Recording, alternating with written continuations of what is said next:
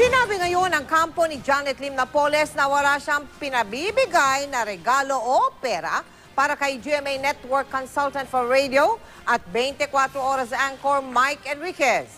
Taliwas po yan sa ulat na lumabas sa Philippine Daily Inquirer. Ayon sa abogado ni Napoles na si Attorney Steven David, nagulat ang kanyang kliyente sa pagkakabanggit kay Enriquez. Ayon kay Napoles, hindi niya kilala at hindi niya kailanman nakausap si Enriquez. Una-una, hindi niya naman kilala si Mike Enriquez.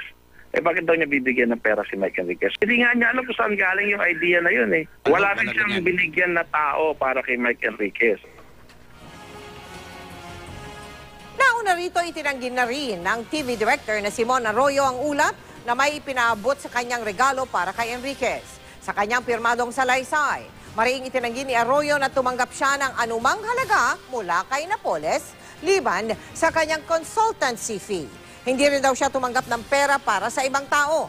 Lalo raw na walang katotohanan ng paratang na tumanggap siya ng pera mula kay Napoles o iba pang tao para ibigay kay Enriquez, gayong hindi naman daw sila malapit na magkakilala.